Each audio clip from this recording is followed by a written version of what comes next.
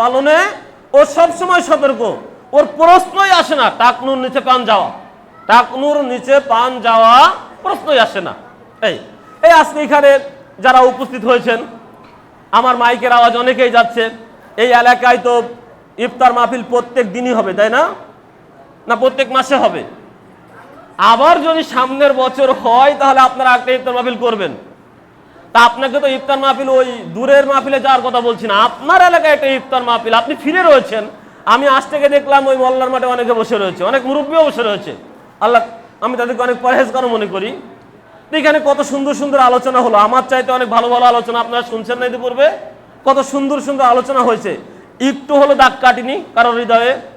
এই যে আলোচনাগুলো মাদানী সাহেব বা পূর্বের আলোচনা করলেন, আর আমি তাদের সাথে পরে একটু করছি, তা পূর্বে যে আলোচনাগুলো আমরা শুনছি, কারোর মনে একটু হলো দাগ কাটছে না যে না আমি মনে ভুল করছি? তা যিনি এখানে আসলেন না তার মনে কি দাগ কাটবে?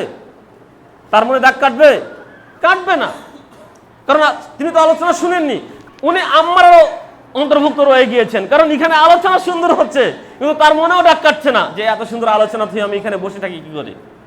অনুতপ্তও নয়, কিছু মানুষ অনুতপ্ত হয়ে আসে, আর কিছু মানুষ তো এমনি শুনলে আসে, ওরা নাফসে মুতমাইন্না, কারণ ওরা প্রশান্ত। আর কিছু মানুষ না কি করে বাড়ি বসে থাকি, যাই মসজিদে যাই। আর কিছু মানুষ বসেই রয়েছে, যাবো নাতে যাব না, ও আম্মারা হয়ে গিয়েছে। কথা বুঝছেন? তাহলে বুঝে নেন, নাফসে আম্মারা খারাপ কাজের দিকে আকৃষ্ট আত্মা, পরিণাম বিনা হিসেবে জাহান্নাম। নাফসে লাওয়ামা খারাপ ভালো দুইটাই করতে পারে, কিন্তু খারাপ হওয়ার সাথে সাথে তওবা করে, অন্যায় স্বীকার করে, আল্লাহর কাছে মাথা নত হয়, মানুষের কাছে অন্যায় স্বীকার করে, ইত্যাদি ইত্যাদি, এভাবে নিজেকে সংশোধন করে নেয় লাওয়ামা। তার পরিণাম কি? আল্লাহ ক্ষমা করবেন এবং তাকে জান্নাত দিবেন। দ্বিতীয়ত কি? তৃতীয়ত নাফসে মুতমাইন্না, প্রশান্ত আত্মা, যার কাছে কোনো অন্যায় কথা নাই, পাপ বলে কথা নাই, যেটা নেকির কাজ ও সেখানে আছে, যেটা খারাপ কাজ ওখানে নাই। এটা এই পর্যায়ে উঠাটা আমাদের জন্য অনেক কষ্টকর হয়ে যায়। তবে আল্লাহ যে করবেন না এমনটাও নয়, আমাদের চেষ্টা সাধনার দ্বারা আমরা নাফসে মুতমাইন্না যেতে পারি।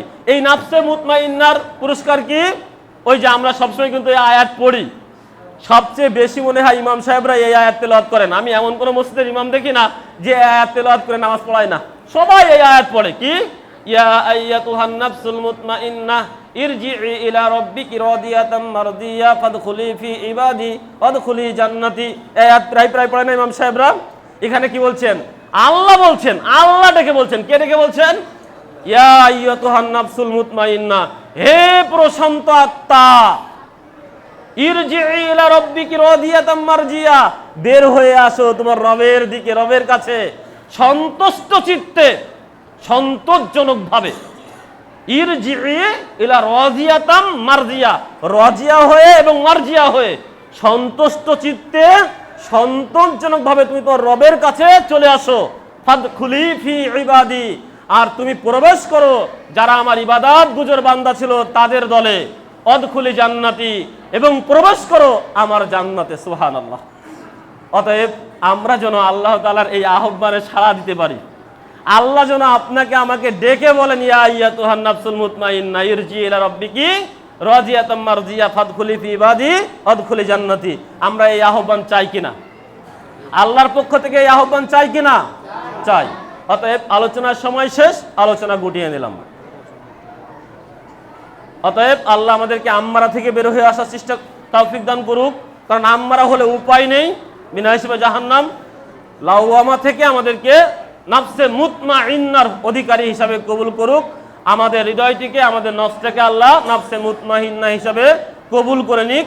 যেহেতু রমজান মাস আত্মশুদ্ধির মাস, এই নফসের সংশোধনের মাস, আল্লাহ রাব্বুল আলামিন আপনাকে আমাকে এই রমজানের মাধ্যমে আপনার আমার নফসটাকে পরিশুদ্ধ করার তৌফিক দান করুক। আমরা যেন ভালো কাজে শান্তি খুঁজে পাই। সকলে বলি আল্লাহুম্মা আমিন। এ দাবি দাওয়া রেখে আলোচনা শেষ করছি। শেষ করার পূর্বে দোয়া করছি মাতাইন বড় জামে মসজিদের যারা দায়িত্বশীল কর্তৃপক্ষ রয়েছেন তাদের সকলের প্রতি, যাদের সুবাদে আমরা এখানে এতগুলো মানুষ উপস্থিত হতে পেরেছি, সুন্দর আলোচনা শুনতে পেরেছি, এবং আমরাও আপনাদের এই পরিবেশ না হলে আমাদের মতো টুটাফাটা ভাঙাচোরা বিদ্যা নিয়ে আপনাদের সামনে দুই একটা কথা বলতে পারতাম না। আপনারা এই সুন্দর পরিবেশ দিয়েছেন, এজন্য আমরা আসতে পেরেছি।